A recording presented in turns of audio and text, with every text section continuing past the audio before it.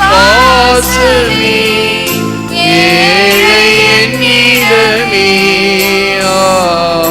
ஏனோ என் பாசமே ஏழை என்னிடமே என்னில்லாத பாவமே புரிந்த பாவிமே வாழ்வை அளிக்கும் வல்லவா தாழ்ந்த என்னுள்ளமே வாழ்வின் ஒளியை ஏற்றவே எழுந்து வாருமே.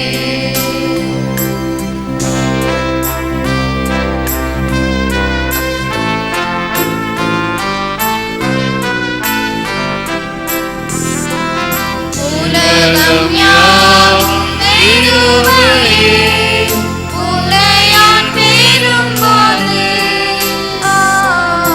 உலகம் யாவும் பெருமையே உன்னையான் பெரும்போது உறவு என்று இல்லையே உன் உறவு வந்ததா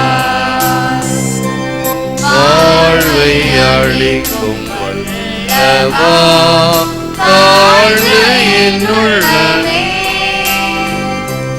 வாழ்வின் ஒளியை ஏற்றவே எழுந்து வாருமே.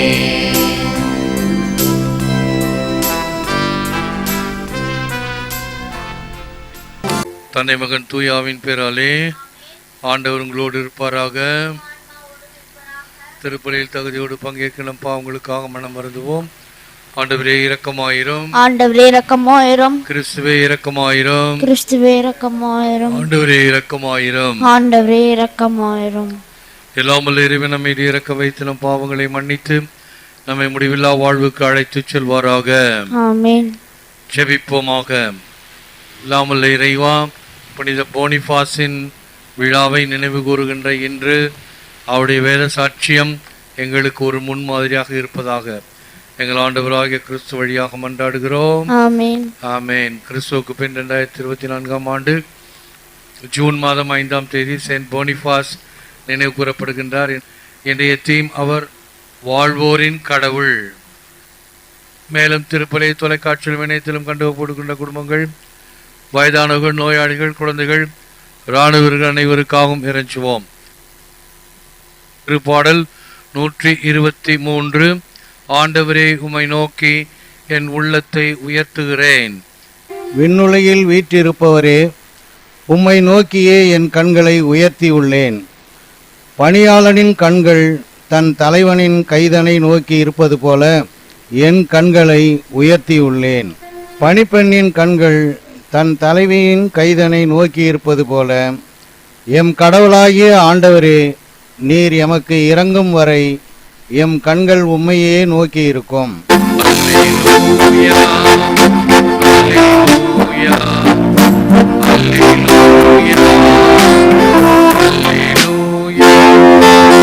ஆண்டவர் உங்களோடு இருப்பாராக. புனித மார்க் எழுதிய நற்செய்தியிலிருந்து வாசகம்.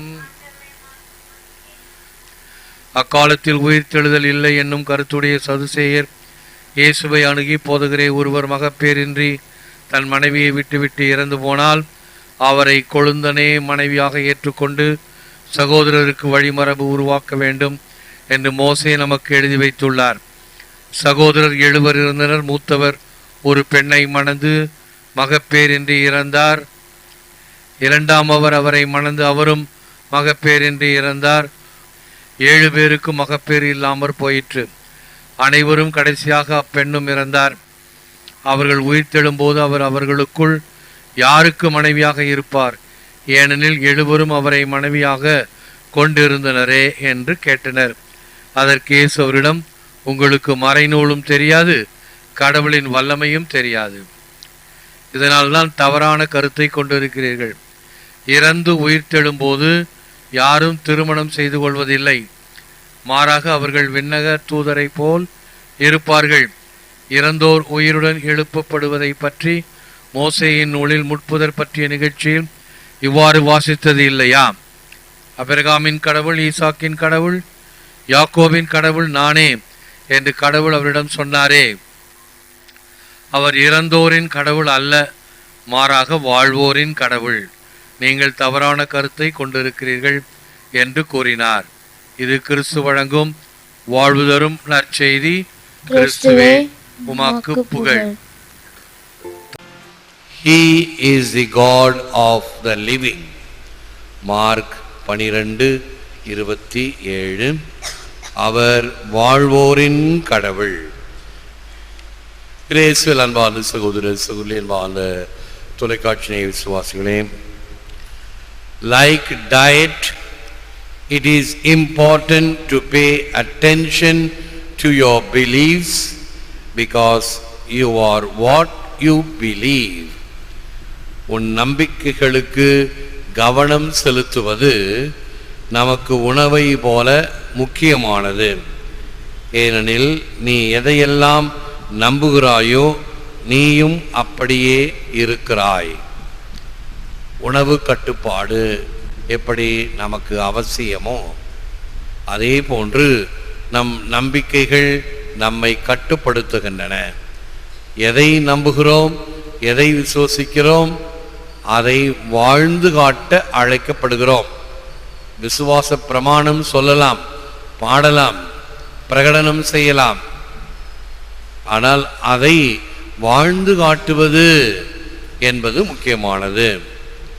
இன்றைய நற்செய்தி நமக்கு தருகின்ற பாடம், நாம் வணங்குகிற கடவுள் வாழுகின்ற கடவுள், வாழும் தெய்வம், இறந்தோரின் கடவுள் அல்ல, இறந்த கடவுள் அல்ல என்பதை தெள்ளத் தெளிவாக புரிந்து கொள்வோம்.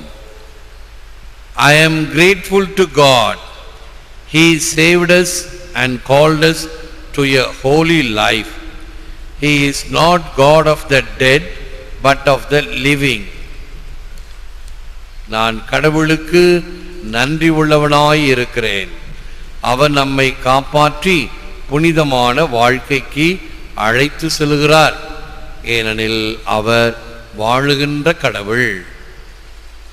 வாழுகின்ற கடவுள் என்று சொல்லும் பொழுது அவர் நேற்றும் இன்றும் என்றும் மாறாதவராக இருக்கிறார். துவக்கமும் முடிவும் அவரே. இதைத்தான் பாஸ்கு திரியிலே நாம் அந்த பாஸ்கா இரவு அன்று அதை பிரகடனம் செய்து மெழுகுதிரியிலே அதை பதிக்கின்றோம். ஆல்பாவும் ஒமேகாவும் அவரே, காலங்கள் அவருடையன, எண்களும் எழுத்துக்களும் அவருடையன, என்றென்றும் எப்பொழுதுமே என்று சொல்லி அந்த பாஸ்கா திரியில இந்த குறியீடுகளை குறிக்கின்றோம். இயேசு கிறிஸ்து நேற்றும் இன்றும் என்றும் மாறாதவராக இருக்கிறார். Christianity promises the eternity of what has been brought to pass here on earth. கிறிஸ்துவம் நாம் இந்த மண்ணில் கடந்து செல்வதை தவிர நித்தியத்தையும் வாக்களிக்கிறது. இந்த உலகில் இருக்கிறோம் என்றால் இந்த உலகத்தில் நாம் வாழ்ந்து இதை கடந்து செல்கிறோம். ஒவ்வொருவருக்கும் இறைவன் இந்த உடலையும் ஆன்மாவையும் கொடுத்திருக்கிறார்.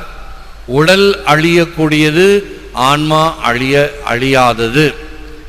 ஆகவே அந்த ஆன்மா என்றும் எப்பொழுதும் இருந்து செயல்படுத்தி கொண்டிருக்கிறது, வாழ்ந்து கொண்டிருக்கிறது. எனவேதான் நம் உடலை பரிசுத்த ஆவியின் ஆலயம் என்று சொல்லுகிறோம். இந்த உடல் அழிந்தாலும் அது அந்த ஆன்மா அழியாததாக இருக்கிறது. நல்ல மரணம் அல்லது அகால மரணத்தை கூட வைத்துக்கொள்வோம். விபத்துக்கள், ஆபத்துக்களில் இறந்தவர்களுக்கு கூட நாம் திருப்பலி ஒப்பு கொடுத்து அவர்களுக்கு ஒரு நல்ல அடக்க சடங்கை கொடுக்கிறோம்.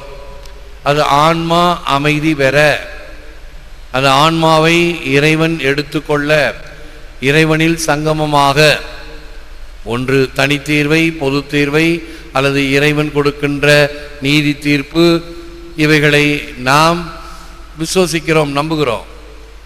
ஆகவே இந்த உடற்கூட்டிலிருந்து பிரிந்த ஆன்மா இறைவனை தேடி செல்லுகிறது. அகால மரணம் அடைந்தவர்கள் ஒரு தடையை பெறுகிறார்கள். ஆன்மா நம்முடைய உடலில் இருந்து பிரிந்ததும் இறைவனை நோக்கி செல்லுகின்ற வழியிலே ஏற்படக்கூடிய தடைகள், உதாரணமாக தற்கொலை செய்து கொள்கிறவர்களுக்கு ஒரு தடை. தங்களுடைய வாழ்வை தாங்களே மாய்த்துக் கொள்வது கொலை தண்டனைக்கு சமம். ஆகவேதான் திருச்சபை அவர்களுக்கு இந்த கோவில் காரியங்களை கொடுப்பதில்லை.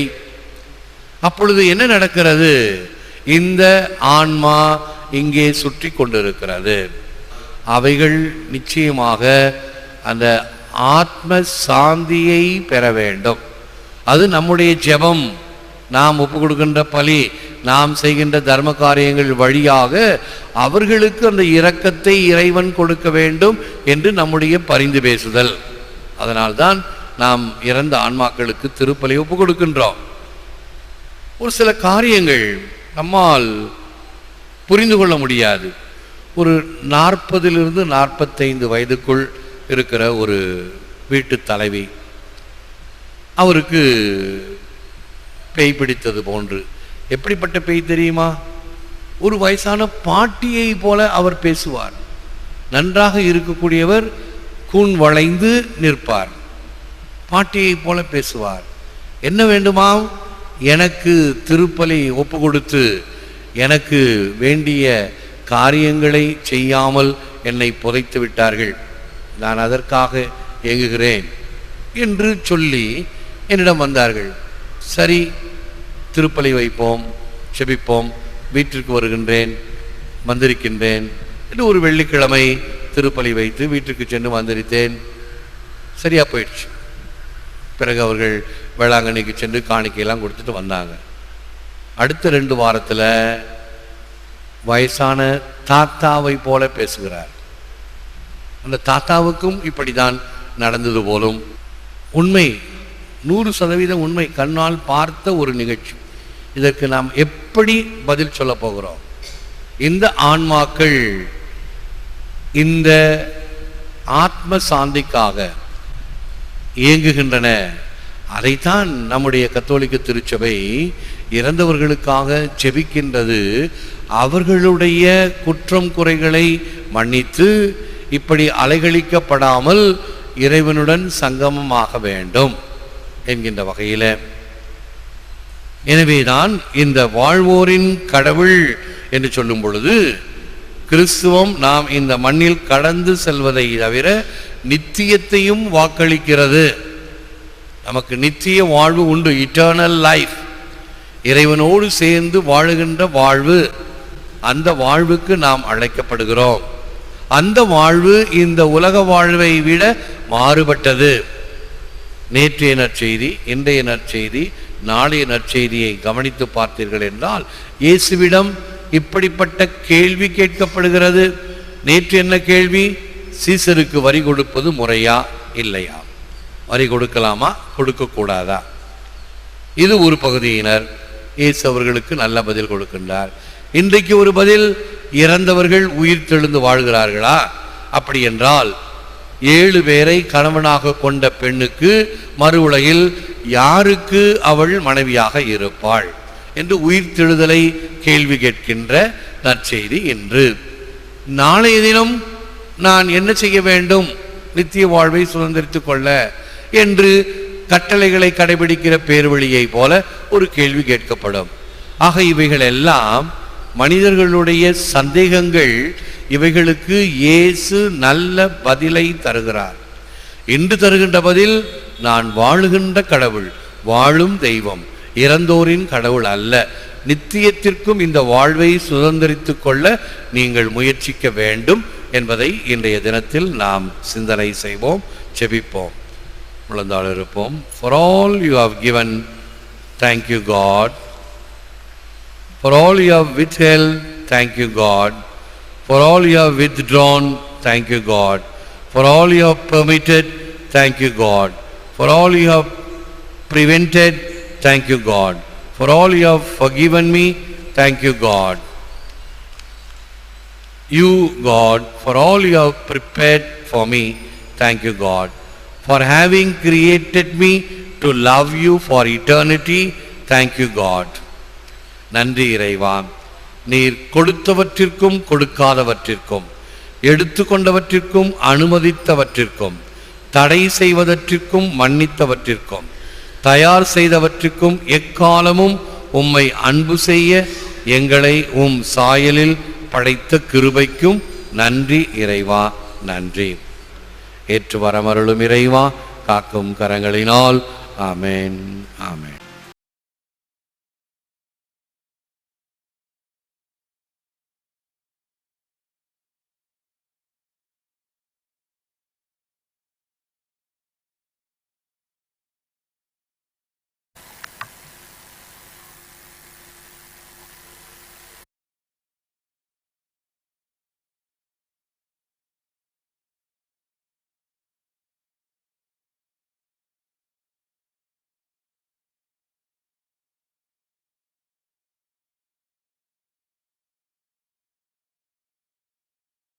Let us pray.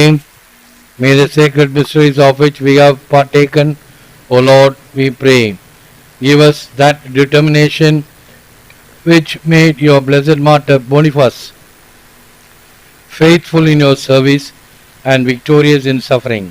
We ask this through Christ our Lord. ஆமென். ஆண்டவர் உங்களோடு இருப்பாராக. உம் ஆன்மாவோடும் இருப்பாராக. எல்லாம் வல்ல இறைவன் தந்தை மகன் தூய ஆவியார் உங்களை ஆசீர்வதிப்பாராக. ஆமென். சென்று வாழுங்கள், திருப்பலி நிறைவேறிற்று. இறைவா மக்கு நன்றி.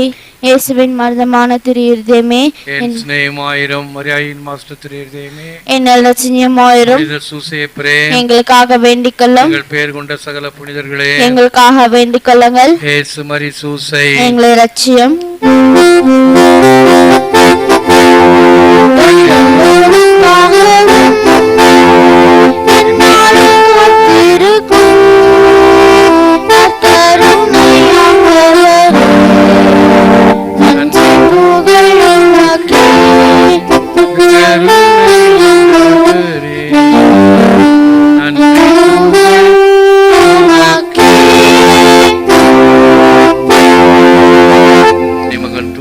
பேராலே ஆமென். இயேசுவுக்கே புகழ். மரியே வாழ்க.